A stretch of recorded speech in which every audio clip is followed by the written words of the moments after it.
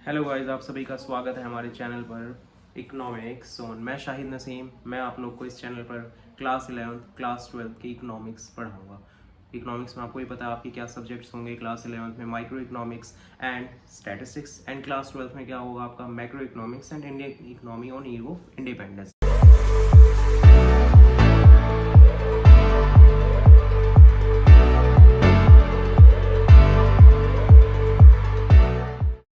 तो चलिए शुरू करते हैं अपने नए चैप्टर से। That is our aggregate demand and related concept. जैसे कि आपको पता होगा ये जो चैप्टर है बहुत इंपॉर्टेंट चैप्टर है। अगर आप इस बेसिक चैप्टर को समझेंगे तभी आप आगे के चैप्टर कंटिन्यू कर पाएंगे, वरना भाई साहब नहीं आने वाला समझ। तो इसको समझो फिर आगे समझोगे, ठीक है। सो हमारा जो सबसे पहला का टॉपिक है, सबसे पहला टॉपिक है that is our aggregate demand. क्या है?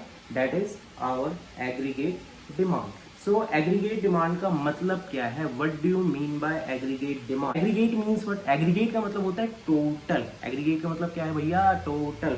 अच्छा, सो बात कर रहे हैं एग्रीगेट डिमांड के बारे में। किसके बारे में हम बात कर रहे हैं? एग्रीगेट डिमांड के बारे में। किसके बारे में? Aggregate demand. अच्छा, सो एग्रीगेट मीन्स आपको पता ही होगा, दैट इज टोटल।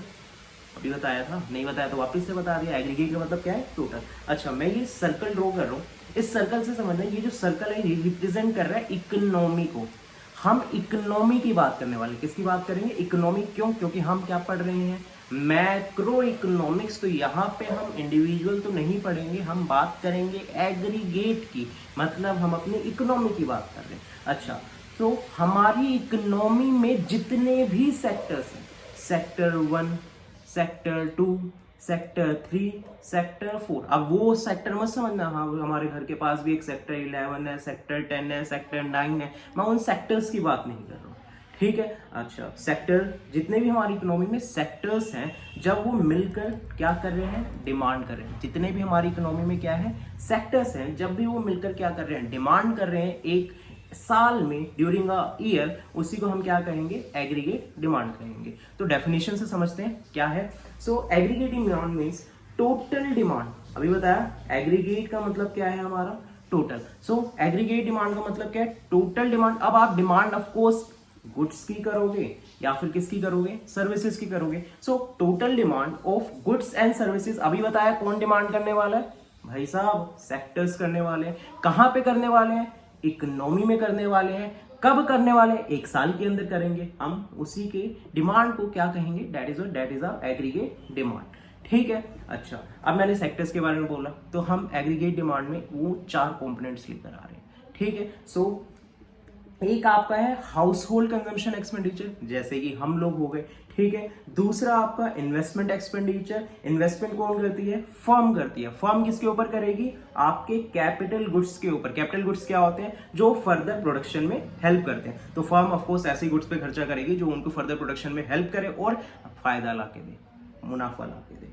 अच्छा, नेक्स्ट आपका आता है क्या? That is our government expenses. Government expenses अब सिर्फ सरकार है भैया, वो प्रॉफिट कमाने के लिए सिर्फ नहीं है, वो सोशल वेलफेयर करने के लिए भी है। नहीं तो सरकार को कोई रखेगा? नहीं रखेगा, ठीक है। सो सरकार का मेन काम क्या है? वो एक्सपेंस दोनों ही गुड्स पे करेगी, capital goods as well as consumer goods, ठीक है। अच्छा, और लास्ट आपका क्या आता है? नेट एक्सपोर्ट आता है। नेट एक्सपोर्ट मींस क्या? अच्छा, नेट एक्सपोर्ट में 2 चीजें इंक्लूड होती है। एक आपका इंक्लूड होता है एक्सपोर्ट, एक आपका इंक्लूड होता है इंपोर्ट। एक्सपोर्ट मतलब क्या? कि हम अपने देश से सामान को भेज रहे हैं दूसरी कंट्रीज में, ठीक है। अच्छा, और इंपोर्ट का मतलब क्या होता है? दूसरे देशों से हमारे देश में सामान आ रहा है, उसको हम क्या कहते हैं? That is a import. अब इन दोनों के बीच का जो डिफरेंस होता है उसी को हम क्या कहते हैं? नेट एक्सपोर्ट कहते हैं। अब एग्रीगेट डिमांड का इससे एक फॉर्मूला बन गया। क्या फॉर्मूला बना भैया जी? सी कंजम्पशन एक्सपेंडिचर, हम हाउस होल्ड वाले बंदे, प्लस इन्वेस्टमेंट एक्सपेंडिचर, फर्म जो खर्चा कर रही है, प्लस गवर्नमेंट एक्सपेंस, सरकार भी खर्चा कर रही है, प्लस नेट एक्सपोर्ट। क्या आएगा हमारा? Net export. 12th क्लास में हमारा जो फॉर्मूला है वो बस यहां तक सीमित है। कहां तक? C+I तक। कहां तक सीमित है? C+I आपका फॉर्मूला आ गया, सबसे पहला फॉर्मूला। और फॉर्मूले साथ साथ करते रहना, नहीं तो प्रैक्टिकल क्वेश्चन कहां से कर पाओगे। और बेसिक यही है, आगे जो चैप्टर है वो इसी के ऊपर क्या कहते हैं? लाई करते हैं। अच्छा, सो यहाँ पे मैंने टेबल भी बना रखी है, टेबल भी देख लेते हैं। टेबल क्या है आपकी, इनकम 0 100, मतलब एक एज्यूम कर लिया कि हमारी जो इनकम है वो 100 रुपीज से क्या हो रही है, इंक्रीज हो रही है। चलो ठीक है, अब कंजम्पशन पे आते हैं। यहाँ पे इनकम क्या है, इनकम हमारी यहाँ पे 0 है, 0 है। भैया इनकम 0 है, 0, तो क्या कंजम्पशन 0 होगी? बिल्कुल भी नहीं होगी। हम लोग क्या कहते हैं, अभी भी कुछ नहीं कमा, मतलब मैं कमा रहा हूँ, आपका मेरे को नहीं पता, ठीक है, आप लोग कुछ भी नहीं कर रहे, कमा रहे फिर भी खा रहे हो ना, ठीक है, कुछ कमा रहे हो, नहीं कमा रहे फिर भी खा रहे हो। अच्छा, तो वही है आपका कि हमारी इनकम कभी भी 0 हो तो हमारी कंजम्पशन 0 नहीं होगी, ठीक है, क्योंकि हम सर्वाइवल के लिए कुछ ना कुछ कंज्यूम करेंगे ही करेंगे, और वो हमारा क्या होता है, that is our autonomous consumption. ये जो इनकम 0 पे जब भी हमारी कुछ ना कुछ कंजम्पशन होती है उसको हम क्या कहते हैं, ऑटोनोमस कंजम्पशन, ठीक है। और इसको रिप्रेजेंट किया जाता है सी बार से। किससे रिप्रेजेंट किया जाता है, सी बार से। अच्छा, जो इन्वेस्टमेंट है, इन्वेस्टमेंट को हम ये मान के चलेंगे कि हमारी जो इन्वेस्टमेंट है ना वो कांस्टेंट है, उसको इनकम से मतलब ही नहीं है, ठीक है। इन्वेस्टमेंट हमारी कांस्टेंट 20 20 20 20 20 20 20, ठीक है। अच्छा, इनको जब हम ऐड कर देंगे, सी प्लस आई को जब हम ऐड कर देंगे तो हमारा क्या आ जाएगा, that is our aggregate demand. Okay, चलते हैं आगे, ठीक है। अब एग्रीगेट डिमांड, आपको भी पता है इकोनॉमिक्स में टेबल और डायग्राम ना हो तो अच्छा नहीं लगता, टीचर्स को नंबर काट लेंगे, तो मत भूलना भाई। अच्छा, सो आपका जो डायग्राम है कुछ ऐसे है, ये एक्स एक्सिस, ये ओरिजिन, ये हमारा वाई एक्सिस, ठीक है। अच्छा, मैं एक बार पीछे टेबल पे आता हूँ। टेबल पे अगर आप देखेंगे तो यहाँ पे, चलो इसको बाद में देखते हैं, पहले मेंशन कर लेते हैं एक्स एक्सिस पे क्या आएगा, वाई एक्सिस पे क्या आएगा।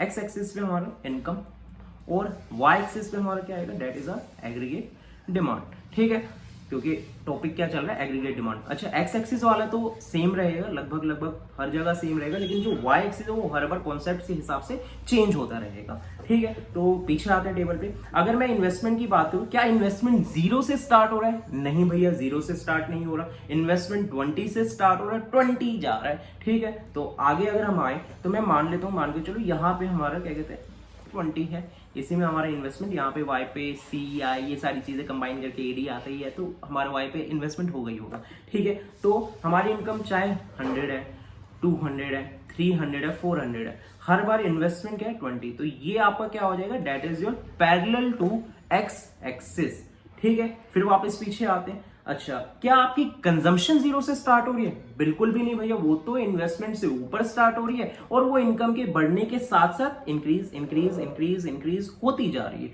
तो हम भी इंक्रीज कर देते हैं। तो हम कह देते हैं भैया यहाँ पे है 40, और जैसे जैसे इनकम बढ़ रही है वैसे वैसे कंजम्पशन भी क्या होती जा रही है, इंक्रीज होती जा रही है। आप इस डायग्राम पे भी देख लो इनको, ठीक है। अच्छा, 0 से लेकर 40 के बीच का जो गैप है वो कौन सा गैप है, that is our gap of autonomous consumption, C bar का गैप है ये हमारा, ठीक है। और सी बार क्या है, ऑटोनोमस कंजम्पशन। ऑटोनोमस कंजम्पशन क्या है कि हमारी इनकम 0 है फिर भी हम कुछ ना कुछ कंज्यूम कर रहे हैं। अच्छा, अब इन्हीं दोनों को ऐड करके क्या आ रहा है, एग्रीगेट डिमांड। और पीछे टेबल पे आए, इन दोनों को ऐड करके हमारा जो एग्रीगेट डिमांड है वो भी इनकम के साथ क्या होता जा रहा है, इंक्रीज, बढ़ता जा रहा है, बढ़ता जा रहा है। तो भैया इसको भी हमने डायग्राम पे क्या कर दिया, इंक्रीज कर दिया, ये आपको दिख ही रहा है। तो ये हमारा एक फुल फ्लैश टेबल बन गया। अगर हम बात करते हैं इसके कुछ इंपॉर्टेंट पॉइंट्स के बारे में, जितने भी डायग्राम्स है ये चैप्टर में, जितने भी डायग्राम्स है, टेबल है, सबके लगभग इंपॉर्टेंट पॉइंट्स आपको दे रखे हैं, और इंपॉर्टेंट पॉइंट्स कुछ मुश्किल नहीं है। इंपॉर्टेंट पॉइंट्स को करने के लिए भैया बस अपने टेबल और डायग्राम को देख लेना, लिख ही लोगे, इतना तो विश्वास तुम पर है ही मेरे को। ओके, सो एग्रीगेट डिमांड, सबसे पहले इंपॉर्टेंट पॉइंट क्या है, एडी इक्वल्स टू में सी प्लस आई की हम यही लेट करके चलने वाले हैं कि जो सी और जो आई है वही इसके इंपॉर्टेंट फंक्शंस है, किसके, एग्रीगेट डिमांड के। सेकंड आपका आता है जो आपका कंजम्पशन है वो क्या रहता है, पॉजिटिव रहेगा। क्यों पॉजिटिव रहने वाला है, क्योंकि भैया हमारी इनकम 0 है फिर भी हम कुछ ना कुछ तो खाएंगे ही खाएंगे सर्वाइवल के लिए, और जैसे जैसे इनकम बढ़ेगी वैसे वैसे ये भी भाई साहब ऊपर चलते जाएंगे। और एक और आ जाता है कि कंजम्पशन कर्व स्लोप अपवर्ड, ठीक है, हमारा जो कंजम्पशन कर्व है वो क्या हो रहा है, ऊपर की तरफ जा रहा है। देन हम बात करते हैं इन्वेस्टमेंट कर्व के बारे में। अगर हम पीछे आए तो इन्वेस्टमेंट कर्व को इनकम से कुछ भी मतलब नहीं था कि आपकी इनकम बढ़ रही है या कम हो रही है, हमारा इन्वेस्टमेंट कांस्टेंट है। सो इसी वजह से इन्वेस्टमेंट कर्व जो रहेगा वो पैरेलल टू एक्स एक्सिस रहेगा। और सेम ऐसे अगर मैं एग्रीगेट डिमांड कर्व की बात करूं तो हमारा जो एग्रीगेट डिमांड कर्व है वो भी हमारे इनकम के साथ क्या होता जा रहा है, इंक्रीज होता जा रहा है। आ गया, आ ही गया होगा। अच्छा, नेक्स्ट आते हैं that is our last topic इस वीडियो का, एग्रीगेट सप्लाई। अब ये एग्रीगेट सप्लाई का मतलब क्या होता है? एग्रीगेट सप्लाई, सप्लाई कौन करने वाली है भैया? फर्म करने वाली है। सप्लाई कौन करेगी? फर्म करेगी। ओके, अब फर्म सप्लाई कर रही है, किसकी सप्लाई करेगी? जैसे हम डिमांड करते हैं गुड्स एंड सर्विसेज की, तो वो भी तो सप्लाई गुड्स एंड सर्विसेज की करेंगे ना। तो मतलब क्या कि it refers to total supply of goods and services. कौन कर रही है? Firms, by all the firms in an economy. कि ये सर्कल वापस से क्या है? सर्कल इकोनॉमी है। इस इकोनॉमी में जितनी भी फर्म्स हैं, कंपनियां, ठीक है, फैक्ट्री, जो भी है, फर्म्स जो मिलके क्या कर रही हैं? सप्लाई कर रही हैं, उसी को हम क्या कहेंगे? एग्रीगेट सप्लाई कहेंगे।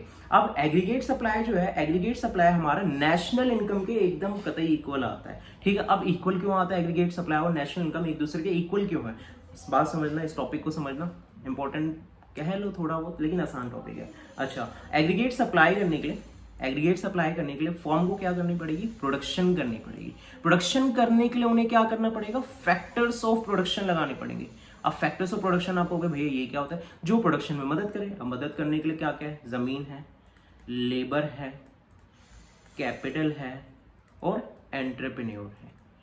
ठीक है, अच्छा, अब आपको इनको पेमेंट करनी होगी, नहीं करनी होगी? तो जितना भी आप इनको फैक्टर पेमेंट करेंगे, इनको हम फैक्टर पेमेंट कहते हैं। ठीक है, जो भी हम इनको फैक्टर पेमेंट करेंगे, उनका जब हम सम टोटल करेंगे, क्या करेंगे? एडिशन करेंगे, तो वो भाई साहब किसके इक्वल आएगा? वो हमारा इक्वल आएगा हमारी नेशनल इनकम के। आगे इतना समझ में? ओके, नेक्स्ट आते हैं, इसको कर लेते हैं भाई साहब को।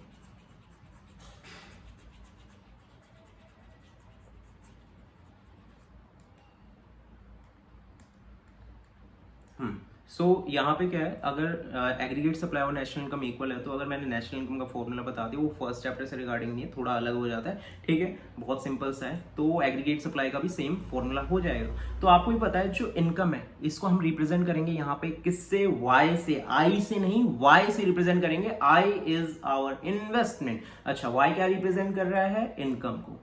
अब आपको ही पता है इनकम का जो पार्ट होता है मेनली दो चीजों पे जाता है। कौन सी दो चीजें भैया?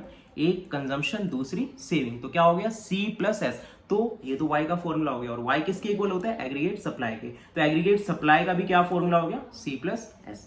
आगे इतना समझ में? ठीक है, तो ऐसे हम टेबल पे आ जाते हैं, क्योंकि टेबल और डायग्राम बहुत ज्यादा इंपॉर्टेंट है। तो इनकम हमारी वही सेम टेबल, 0, 100, 200, 300, 400, 500 एंड 600। ठीक है, कंजम्पशन क्या रहेगी? 40।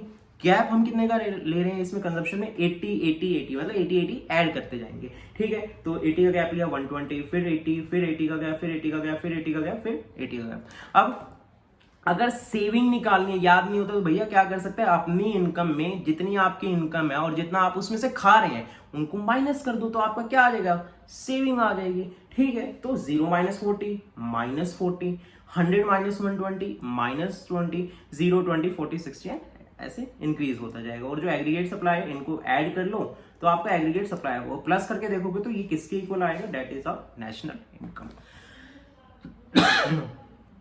ओके, अब आते हैं इसके डायग्राम के ऊपर। तो यहाँ पे हम एक्स एक्सिस पे क्या लेंगे? इनकम, वाई एक्सिस पे एग्रीगेट सप्लाई। अब जो आपका एग्रीगेट सप्लाई है वो कहाँ से स्टार्ट हो रहा है? शून्य से, 0 से। तो इसी वजह से हम इसको 0 से स्टार्ट करेंगे और ऊपर तक लेकर जाएंगे। क्यों लेकर जाएंगे? कि जैसे जैसे हमारी इनकम बढ़ेगी, वैसे वैसे हमारा एग्रीगेट सप्लाई भी क्या होता जाएगा? इंक्रीज होता जाएगा। और यहाँ पे जो एंगल बनता है, that is our of 45 degree. Okay, so आज का हमारा टॉपिक खत्म। तो हमारे चैनल को लाइक करें, सब्सक्राइब करें, शेयर करें, और अगर कोई प्रॉब्लम हो तो कमेंट करें। कमेंट करेंगे तो हमें पता चलेगा कि आपको समझ में आया या नहीं आया, और आगे हम आपकी प्रॉब्लम को सॉल्व करेंगे। तो आज के लिए इतना काफ़ी है, बाकी मिलते हैं आने वाले कल में।